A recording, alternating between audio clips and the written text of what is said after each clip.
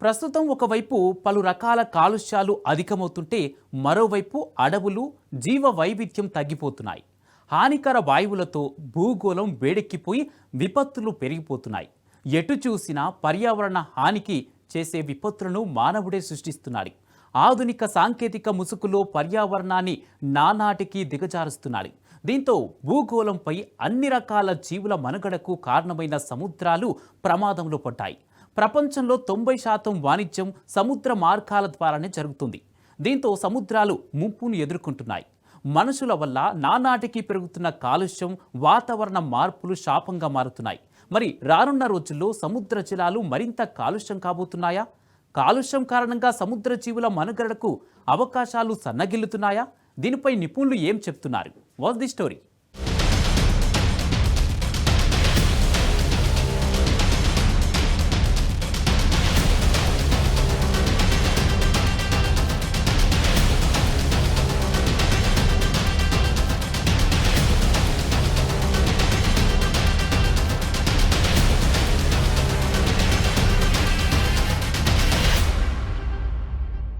భూగోళంపై అన్ని రకాల జీవుల మనుగడకు సముద్రాలు అత్యంత కీలకం.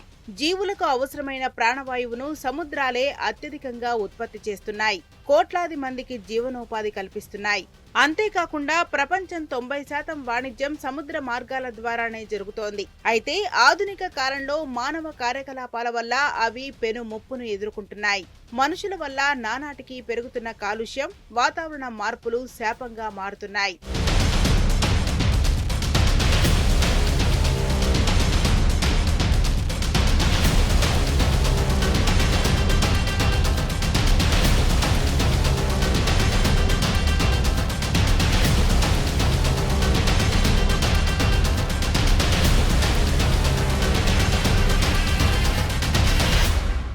పరిస్థితి ఇలాగే కొనసాగితే 2050 నాటికి సముద్రాలపై మనుషుల దుష్ప్రభావం 2 రెట్లు పెరుగుతుందని యూరప్లో తాజా అధ్యయనంలో వెల్లడైంది. కాలుష్యం, తద్వారా అధిక ఉష్ణోగ్రతల వల్ల సముద్రాలు క్రమంగా వేడెక్కుతున్నాయి. వాటిలోని జీవజాలం నశించిపోతోంది. మరోవైపు సముద్ర మట్టాలు పెరుగుతున్నాయి. ఆమ్ల ప్రభావంతో సముద్ర జలాలు మరింత ఉప్పుగా మారుతున్నాయి. మొత్తానికి సముద్ర జీవావరణ వ్యవస్థ అనేక సవాళ్లను ఎదుర్కొంటోంది.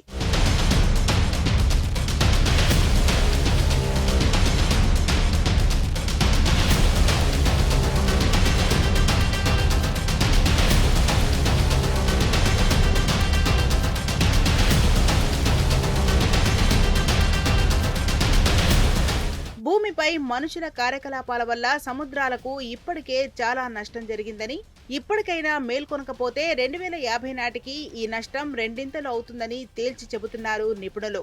సముద్రాలపై ప్రతికూల ప్రభావాలు వేగంగా పెరుగుతుండటమే అసలు సమస్య అని చెబుతున్నారు. కోలుకోలేని దశకు జీవావరణ వ్యవస్థ, సముద్రాలపై వాతావరణ ప్రభావాలే తప్ప మనుషుల ప్రభావం అంతగా ఉండదని ఇన్నాళ్లు భావించారు. భూమిపై జనావాసాల కంటే సముద్రాల విస్తీర్ణం ఎన్నో రెట్లు ఎక్కువ కాబట్టి ఇలాంటి అంచనాకొచ్చారు.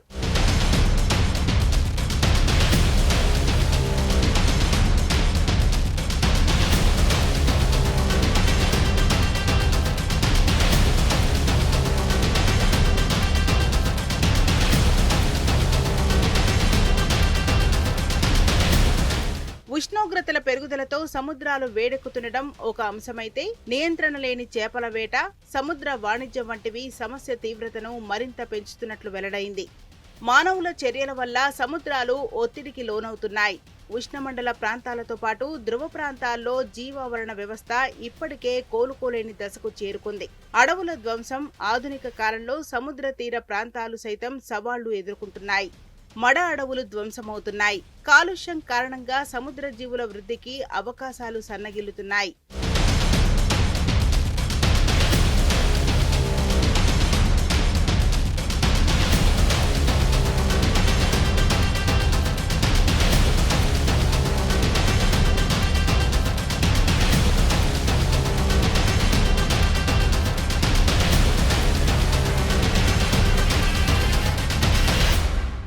సముద్రాల్లోకి స్వచ్ఛమైన జలం కాకుండా మురికి నీరు చేరుతోంది.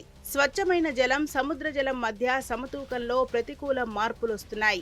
ఇవన్నీ సముద్రాలకు నష్టం చేకూర్చడంతో పాటు స్థానికంగా జీవనోపాధి అవకాశాలు తగ్గిపోవడానికి కారణమవుతున్నాయి.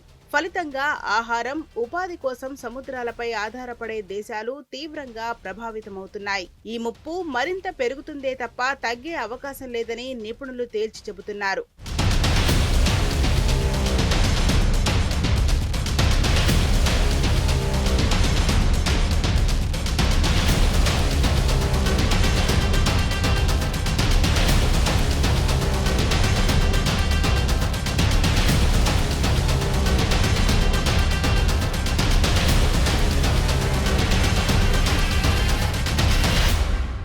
ముప్పు తప్పించుకోవాలంటే వెంటనే దిద్దుబాటు చర్యలు చేపట్టాలని సూచిస్తున్నారు. ఉష్ణోగ్రతల పెరుగుదలను నియంత్రించాలని, సముద్రాల్లో చేపల వేట నియంత్రణ చర్యలను బలోపేతం చేయాలని, సముద్ర వాణిజ్యంలోనూ నియంత్రణ అవసరమని అంటున్నారు.